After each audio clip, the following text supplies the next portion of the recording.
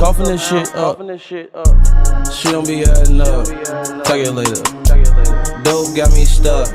Elevator. Niggas owe me hella favors. I run through hella paper. What's good, YouTube? It's your boy CashOutFabo, and I'm back with another reaction. I'm back with another video. I'm back with another You Feel Me twin. I'm not gonna lie. Today we got the rapper who killed 11 people, Bloodhound Lil Jeff. I fuck with Bloodhound Lil Jeff music, but if this nigga killed 11 people, that nigga a serial killer, bruh. How the fuck? Like, I'm not understanding how like niggas could catch like 11, bruh. I feel like he caught like 4 hats. There's no way there's no way this nigga caught like 11 hats, bro. Y'all boys comment down below right now. If you from Chicago and shit, and y'all know some info and shit, just comment down below. You know what I'm saying? You don't even gotta comment, just like the video.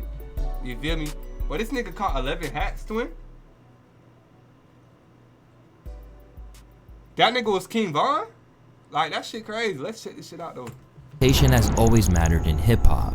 If you say something, there's a sense that you need to be able to say it verifiably, but it seems like this is only unique to rappers. After all, it's not like anyone asked Freddie Mercury of Queen, Tom Jones, or Johnny Cash if they really killed people when they claimed they caught bodies on songs. Yet, in the warped world of drill music, the more dirt you do, the more lucrative your rap career becomes. However, there's two sides to becoming infamous, because while it may bring you success in the short term, the notoriety of being a famous shooter makes you an even bigger target in the streets, and might mean that you aren't around to savor the work you put in to make your life better. And for this Chi-Town gangster, he was too far gone to ever be redeemed. It's your boy Luesta, and this is the horrifying story of Bloodhound Lil Jeff, the drill rapper who took out 11 people before passing on in just as violent a fashion himself. Raised by a single mother in Chi-Town, Jeffrey Harris never had it easy. In fact, he was almost capped inadvertently at the age of 14 when his house was shot up due I believe he caught 11 hats. I believe it. Look how he moving, twin. What the fuck? Due to his older brother's own gang ties. Meanwhile, his father, who wasn't around, allegedly had ties to 068 C Block.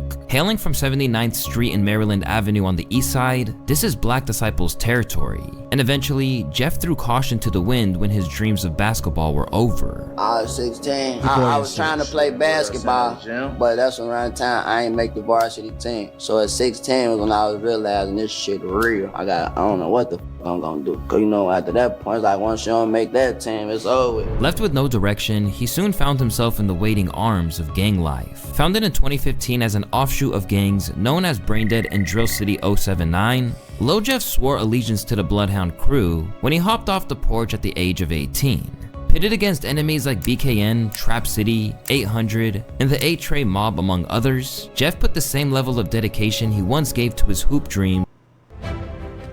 Game of Thrones King's Road is now available on both PC and mobile with Google Play to terrorizing his ops. From his earliest days as an affiliate, he flagrantly waved guns, bragged about robberies, and insisted he wasn't scared of anyone. I'm gonna show y'all who just got his ass cooked. That nigga is mad. It wasn't him, but it was his number.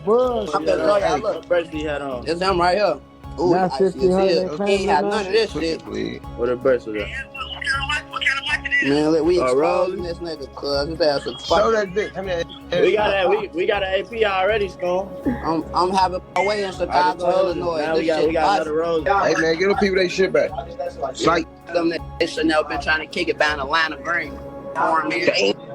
Damn. That's it, $10. It cost him his whole hustle career. Everything he worked hard for, it cost lost all $10. However, in a world where some individuals do this without having any genuine commitment to the cause, this certainly wasn't the case with Lil Jeff. In fact, he didn't even seem to care if he got imprisoned, considering he literally attempted a drill on IG Live. Said that bitch tweak.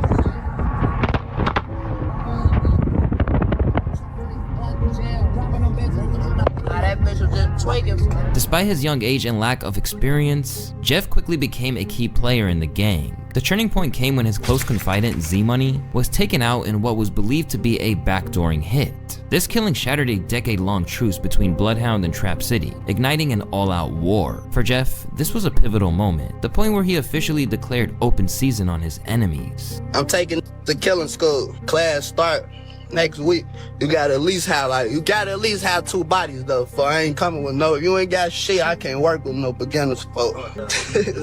You gotta at least have a 2. I'm gonna give y'all 2 minimum. I'm gonna start at 2 minimum, cause y'all know why I'm gonna start at 2 minimum. Now I'm just doing it for a tradition. I'm gonna start at 2 minimum, man. 2, you gotta have a minimum of 2. No, anything, you gotta have 2. You gotta have a minimum of 2 of them bitches to come to school. You gonna sit your dumb ass in this seat, and whatever I say, do it. If you do anything scary, bitch, I'm smoking. Within a matter of months, Jeff would allegedly rack up 10 bodies, even commemorating this grim milestone with a tattoo. Some of their identities are still debated, with names like Lil Gutta from Hit Squad, Clay and Crew from 8-Tray, and a 33-year-old known as Black from the Evans Mob frequently mentioned by so-called Chiracologists. However, there are some that Jeff did his utmost to prove that he did, while stopping short of handing himself to the cops. First off, there was the murder of Trap City's LIL. In June of 2023, LIL got into a lift on the 1300 block of West Taylor in Little Italy when Bloodhound pulled up and unleashed gunfire, leaving him dead on arrival at the hospital. In the aftermath, the driver Robert Smith opened up about the horrendous attack. Smith says he hit the gas when someone standing outside of the car started shooting. He rushed going to the hospital where he was pronounced dead. I was running stop signs at intersections to get away. So at one intersection I had to stop because there was a car coming through, and then I turned to him and said, "Hey, I'm going to take you to the hospital." And he said, "Okay." Bro, if you're an Uber driver in Chicago, fam, you might as well not be an Uber driver in Chicago. You got niggas getting hit up while you picking, bro. That shit sad as fuck, bro. Like, imagine you just Ubering, right? You picked up some jit out of nowhere. Niggas start blowing your shit, twin. I ain't gonna lie. I'm suing Uber. I'm suing them niggas. I don't know why he ain't sue Uber. Why the fuck? Bro, I'm trying to do my job, twin. Why the fuck am I getting... Bro, why the fuck niggas getting hit up in my... Bro, I'm suing Uber. I need that check, nigga. Like, no doubt. What the fuck?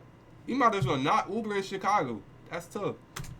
Then the next time I stopped, I had to stop at a light because there was 2 cars coming through the intersection, so I couldn't run it immediately. And I looked back then, and he wasn't moving anymore. Although no arrests were officially made, Lil Jeff hopped online immediately to claim responsibility. Go ask my ops that Michael Drake put shit in park. Go ask my ops that Michael Drake his ass ain't making fuck. Go ask my ops that Michael Drake his ass ain't get out that car. You know that? I was right there. You know that? And from there, he continued to antagonize his foes by reenacting the scene for his own amusement. Go, bitch, we set shit up. When I ran up on that car, his ass looked up and he... While this brutal crime cemented his reputation, his most infamous act came on January 26th, 2024. The double murder of 2 high school students, who go by the name of Montario Monty Williams and Robert Lil Rob Boston, which were both members of rival gang BKN. Reportedly, the tensions were prompted by an attempted robbery that he escaped. Have someone ever tried to take like some of your belongings from you? Now listen, I ain't gonna lie. A nigga did run off on me before. I will tell you that. Niggas did what they did. What, he zeroed you on the move or something? Yeah, basically. That happens to the best of us, brother. We done all been finessed. Yeah, his ass ran off and it wasn't about shit. We done all been finessed, bro. Just a little shit. That's what comes with the streets. Shit wasn't about nothing at all. I'm talking about at all. Believing BKN to be responsible, Lil Jeff swore to get his revenge. On that fateful day in 2024, Monty and Lil Rob were outside Innovations High School when masked assailants hopped out and let off shots. After they were both hit multiple times in the chest, Monty and Lil Rob died at 17 and 16 respectively. Damn, These killings shocked Chicago in terms of both the scale of the broad daylight assault. For over 50 years, Super 8 has been there when the open road calls for a good night's rest. And the age of the victims. Under this CTA elevated platform near Wabash and Washington in the Loop, where police say 2 teen boys, a 16 and 17-year-old, both students at Innovations High School, were shot and killed, fear piercing through the busy midday. We were supposed to get out of that for 12:50, and then they started shooting. They was like, can't nobody go in, can't nobody come out. It happened shortly before 12:30 this afternoon. Police say 6 students were walking out of the school after classes were dismissed when a car and SUV, both dark in color, pulled up.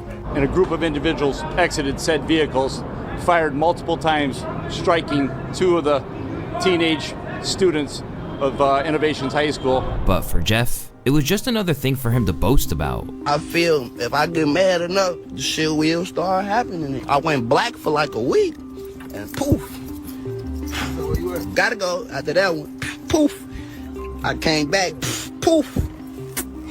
I don't live them niggas though. Elsewhere, in his newly launched rap career, Lil Jeff made reference to turning Za into Za, referring to another moniker for Monty. Bitches wanna eat dick cause they know I smoke out. We really spank shit, turns out into Za. Damn. Suddenly, Jeff became a rising name in Chicago, and as he transitioned into music, his notoriety only fueled his buzz. But with his growing legend came an ever-expanding list of enemies. While he's often recognized as a rapper, it's important to note that Lil Jeff's music career was incredibly short-lived.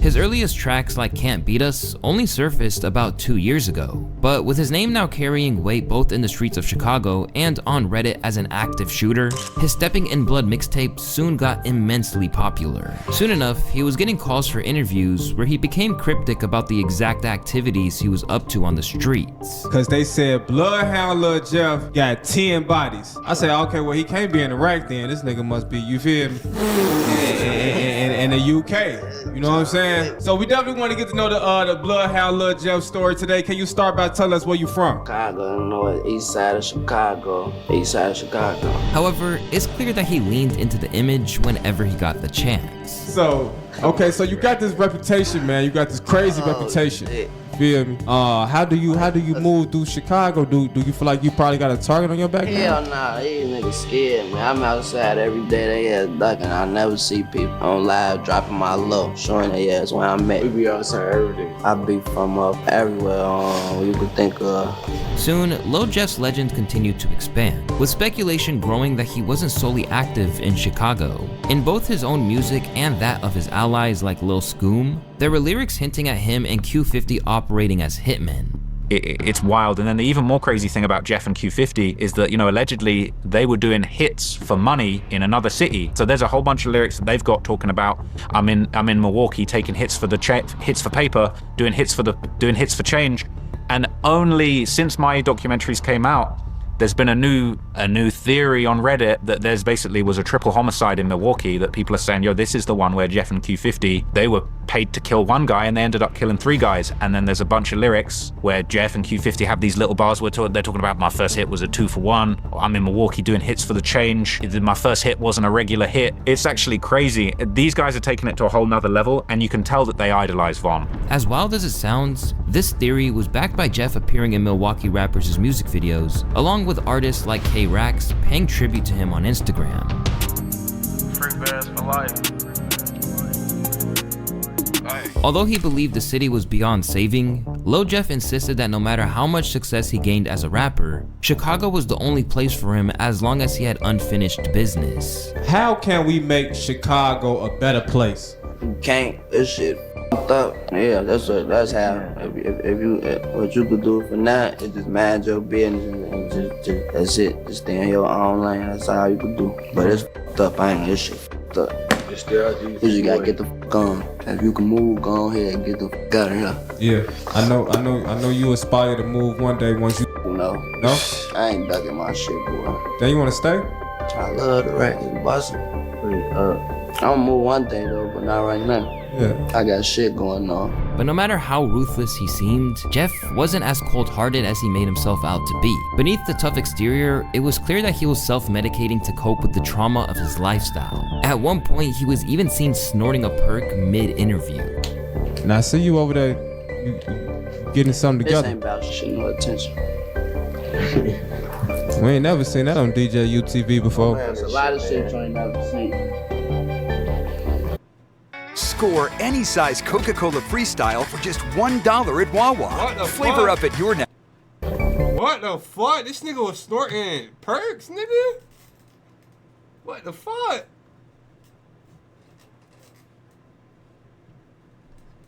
Hey, bro, that's broke. You feel me? Hey, I don't do that shit. I don't condone that shit. You feel me? If you a YN doing that shit, you shouldn't be doing that shit. But, hey, that's broke. But what the fuck? Seeing he was on the fast track to destruction, some interviewers, such as DJ U, attempted to advise him. But being young and reckless, he wasn't really trying to hear it. If a student graduates from this school, their future probably not looking too bright. Wait, what you trying to say? I'm saying there's only two places they can end up being. not looking bright. I mean, I don't know if you graduate from the school or not. I don't know. It's like, man, just look, is my future looking bright or not? But I'm just saying, if you graduate from a killer school, he trying to say my shit ain't looking bright. no, you're a rapper, so your future looks very bright. But if a young man go to a killer school, you know, become a rapper and have a bright future. See, there you go, bingo. Money and be well. Exactly, he could do a lot. Listen, that shit come with more. Listen, there's a lot of shit behind the scenes that I can't tell you, and that's why I'm trying to skip questions, cause I can't come on. Trying to skip the question. Right. Get the fuck on from this shit. Besides, Lil Jeff had a pretty cynical outlook for someone who was barely even old enough to drink. For one thing, he was scarily at peace with the prospect of his demise, but the alleged mass murderer claimed that if he did go down, there'd be vengeance. They say I'm dead, tell them to get back. Oh no, they still finna go spin for me though. They still finna spin for me. That boy hell got caught in rap, bad or not. Folks say he still finna go spin for me. Whoever did that to me, we spinning on y'all that. Throwing away souls like dirty napkins is crazy. Talking in pre-death is wild. At least he was prepared to go. Clearly, Bloodhound Lil Jeff wasn't scared of going down in a blaze of infamy. In fact, it appeared that he felt there was no way around it once you entered that life. In this sense, Jeff shared the same mindset as one of his rap idols, King Von. Somebody kill somebody, everybody got family, somebody relate to him or somebody cool him, you kill him. Now everybody that he was close with is trying to kill you. It's a never ending, or they gonna kill, let's kill somebody close to him. Right. Hey, how does that end? How y'all stop that? It don't stop. It's to everybody, all the people that playing the game. Gone, you see what I'm saying? It's the last man standing. It's either you're gonna be in jail, you're gonna die, or you getting lucky around this bitch. Primed to keep pushing as long as he could, Lil Jeff would never back down nor retreat. So when things went left, those in the know saw it as a foregone conclusion. Inevitably though, if you knew Jeffrey, yes, inevitably. And sure enough, in the same year that he was catapulted to fame, Lil Jeff would be taken out of the picture. Considering how much dirt he did in the streets towards his rivals, Lil Jeff was already firmly on their most wanted list. But the situation escalated when he was caught in Trap City during an attempted drill. After chasing his enemies into their own territory, Jeff stormed into a house, aiming to take out an op, only to catch a bullet to the chest. And although he was rushed to the hospital, it was a little too late, as he was pronounced dead on arrival. The crime scene noted that a male victim, John Doe, was near a sidewalk when he was struck in the chest by gunfire. The victim was transported to the hospital where he was pronounced dead. There are no suspects in custody. A large number of shell casings were located at the crime scene. Lil Jeff was gunned down at just 21 years old, and for his enemies, his death was a cause for celebration.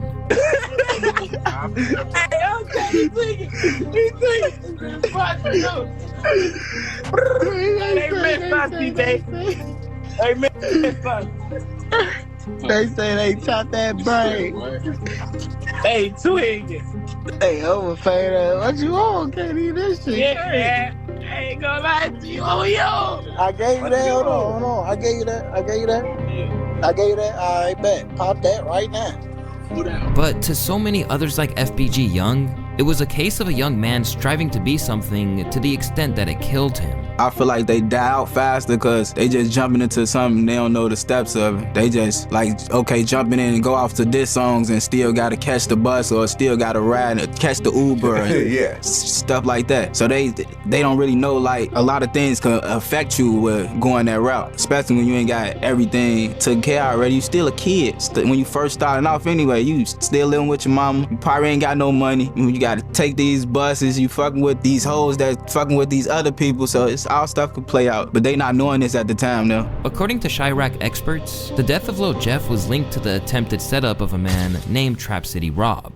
You can see on the video somebody outside like talking to their girlfriend or, you know, talking to a person who they just interacted with, and you see him run down and chase the guy in the house, and then you see him flying back off the porch, and then you hear do do do do do do do do do. and the paperwork can say he was hit 19 times in the chest area. He was shot 19 times. And that's how I think they grabbed Rob for the murder, because it's overkill. It ain't self-defense 19 times. Clearly see on camera that 4 dudes is waiting outside basically to ambush them. Like, I don't think he should be in jail, but in Chicago, they lock up the wrong people. They let out the wrong people, you know, and it's just crazy, man. But Rob, he's still up in there. He's still up in there. He got charged with the murder of Lil Jeff. Rob was recently picked up for the murder after a witness allegedly placed him at the scene. In a bizarre twist, cops had to use 2 sets of cuffs on Rob's due to his sheer size. But with a lack of solid evidence, he was ultimately released. Rather than boasting about it, he seems more focused on moving forward. Go ahead, yes. He's someone I don't want to talk. You don't want to talk? Yeah. I trot Rob, what you on, gang? What you on, gang? You know, shit, we coolin'. Yeah. We right here talking. As for Lil Jeff's fans, they simply saw it as a case of squandering the potential he had. He jumped off the porch at 18, which means he had nothing to do after high school but hang with the wrong crowd, and went hard in the streets to catch up or prove himself. Having a name as an alleged killer and definitely a robber while moving around like that is like having a death wish. But while most normal people saw him as someone who simply squandered his potential and fell victim to the streets, so-called Chirocologists praised him as a legend. Is the legions of kids on Reddit who are really like worshiping Lil Jeff for the amount of murders that he was apparently able to. Jeffology? Yeah, there's a Jeffology. They have a Jeffology subreddit. They're calling him J-Roy, which I was very into that. Like, one of the most damning things is like this series of emojis that he would put in his captions, in which each different emoji seemed to reference a different person. So like a lot of people have seen this like really traumatic video of basically these 2 high school age kids. They got killed in Chicago. It's been alleged that Lil Jeff was the one who took them out. As for his homies, the world essentially stopped. In a tribute post, Lil Scoom89 couldn't believe what happened to his fallen brother, saying, "I love you. I'm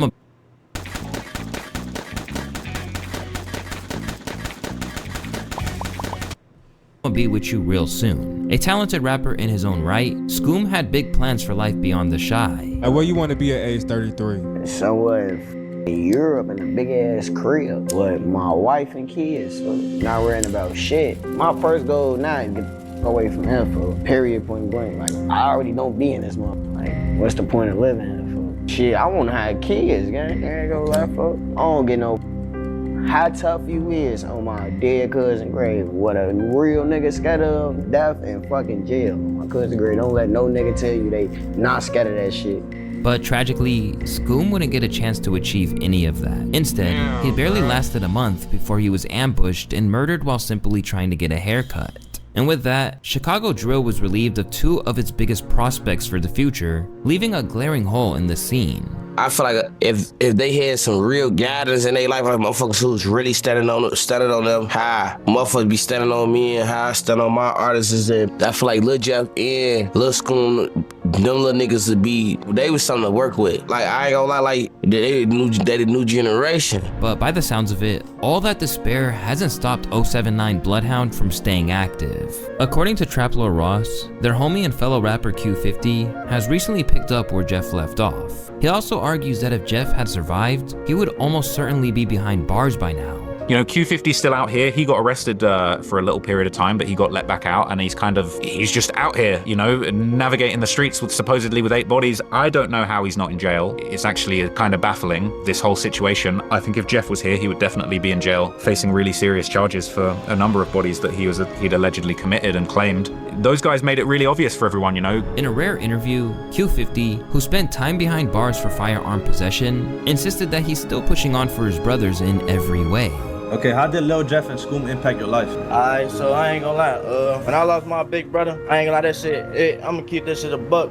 Cause I ain't no more, you know, I ain't no lying ass nigga. That shit hurt me. That's my big brother, that's my everyday nigga. This, we the same nigga, we the same brain. We think like, you know what I'm saying? We do everything together. This, when I'm downstairs sleep, this who coming downstairs, he don't get no fuck if I got a hole in the bed. He gonna come downstairs and wake me up just cause that's my big brother. Can't no any nigga just do that. Already reeling from the passing of Jeff, Jeff, he claimed in a moment of real vulnerability that the death of Scoom was the last straw where he was taken away. Lil Scoom, that was my heart. Cause Lil Bro, the thing y'all don't know about Lil Bro, he had a sweet soul. Lil Bro always smiling.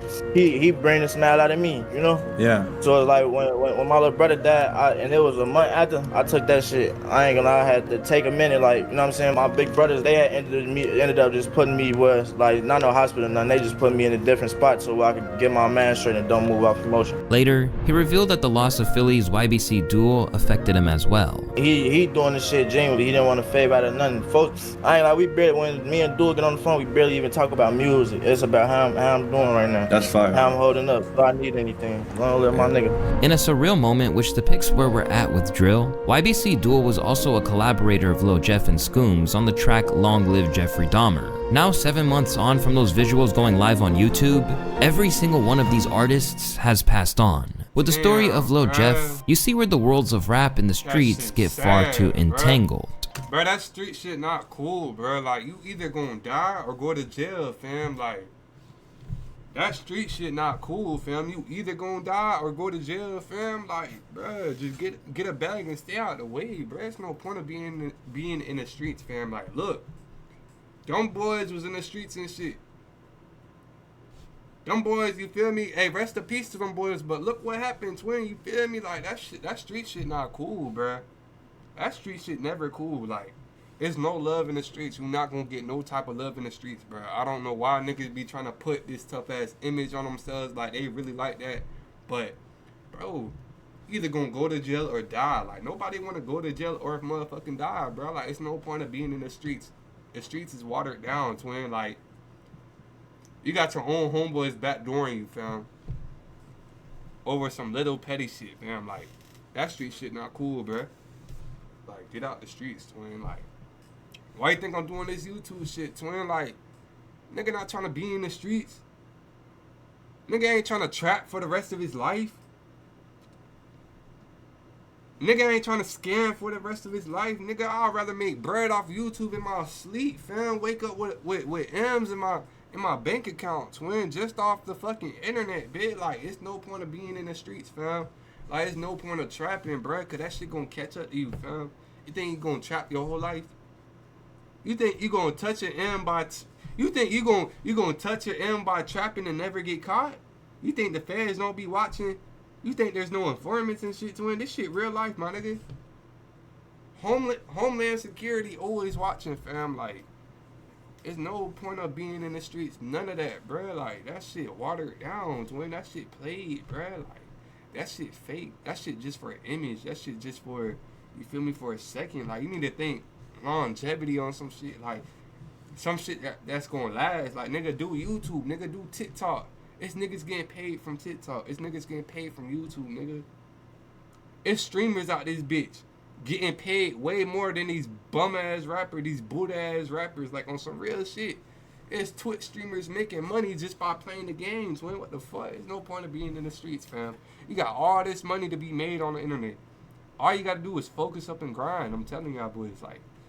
These days, the more real life dirt you've done, the more it boosts your career. And for Chicago OGs like Tay Savage, who can see how much havoc it's wreaking, hip-hop needs to move on from that era of IG live taunting and dead op dissing. That's telling. That's motherfucker always talking about telling, that's telling. Try snitching, you telling on yourself. But it's Exactly. You going, like, how you a gangster? You going up on Instagram live talking about how much bodies you done caught. You telling on yourself. Them boys gonna pick you up. Look what happened to Fully Chopped. Big, that boy got picked up for a murder, fam. Just cause he went on Adam 22 interview talking about, oh, I had little bruh location. That's how we got him. Stupid ass boy. Like, come on, bro. These niggas be dumb as fuck, bro. These street niggas got no guidance and shit. These street niggas be dumb as hell. These niggas is actually soft, bro. Like, it's straight crash dummies. Like, you a dumbass nigga, bro. Like, real shit, bro. Like, not really. Okay. You selling your soul, trying to hope a label gonna catch you or something. Like, alright, now it's cool. Like, okay, I can get you probably, like you say, it's art. So I can get you maybe, alright, it's this little stigma right here. Let me play on that. But when you talking about real work and you saying like shit that's open, I'm talking about like shit that, come on, bro. I get you need some type, like a certain type of image to be the type of rapper that trying to be or whatever, but that's telling. You doing all that police shit, all that, that's telling. But when you just on that motherfucker just straight out, oh yeah, we did that. We smokers did. Nah, that shit goofy. I ain't gonna lie. Because when that becomes commonplace, it'll no longer yield the same kind of star-making quality. And so they'll always have to up the ante, and that is a terrifying thought. And there's gonna be another motherfucker that's gonna wanna beat Lil Jeff. Yup. Yeah. So he gonna be like, okay, damn, Lil Jeff snorted that on there. What can I do? I'm gonna throw somebody off a bridge on live. Despite how Reddit portrays him, he wasn't just some video game character. He was a real, albeit dangerous person, and to friends like JB Bin Laden, his loss was deeply felt. When did you meet Lil Jeff? I was really like his big brother. That's one of my best friends for real. I know him since he was like really like 6, 7 down. Imagine being able to build anything just by thinking about it. Meet Base 44. What's he like growing up as a kid? Post a badass little kid for real. He's a sneaky badass little kid, you know, bro. He'd be like a sneaky bad. Everything he did for real, he excelled in that shit. You got funny Lil Jeff stories? This one when he was a little kid. Back then we used to have little socks and shit, you know, bro was a hooper too.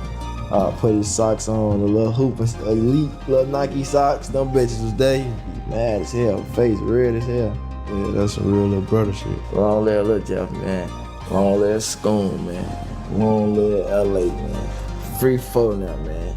Fuck the ops. And unfortunately, the war that took his life and countless others shows no signs of slowing down. Recently, JB Bin Laden and his crew barely survived an ambush at a recording studio, an attack that happened while they were being filmed for a documentary by Brandon Buckingham. These are the final moments I filmed before we exited the recording studio, and were met by 6 masked gunmen who emptied over 60 rounds at us at close range, injuring 4 people. The shooting happened right outside of Studios. As a matter of fact, I want you to come take a look at this. One of the bullets pierced this door, and that's not the only one. We found a shell casing on the sidewalk, the same sidewalk where 4 men were shot. And in the process, a cameraman was struck in the jugular with a bullet, narrowly escaping. Well, there's blood all over me. Did I get hit? Or is that my hand? Did I get hit? Oh fuck, did I get hit? Did I get hit? Oh, I got hit. With promises of new posthumous music from Bloodhound Lil Jeff in the works, it's clear that his legacy will live on. But I ain't gonna lie, his ops do not give a fuck. But I think one of his ops, they passed away trying to do that dumbass hit. But he could have been so much more. Damn, Not to mention, I ain't gonna lie, Bloodhound Lil Jeff could have been the new King Von, bro. I'm gonna keep it a buck. Brody was snapping. But y'all boys stay safe, bro. Stay out the streets, bro. Like, the streets do not give a fuck who you is, bro. The cameraman got hit. They try to, bro. The streets don't give a fuck. But hey, y'all boys spell my Dubs in the chat, M's in the chat, most of the game in the chat, bro. You feel me? Cash Crew with it, BJing with the mob. BJing with the mob, CashOutFabo cashing out, bro. Hey, long live Lil Jeff, bro, no doubt.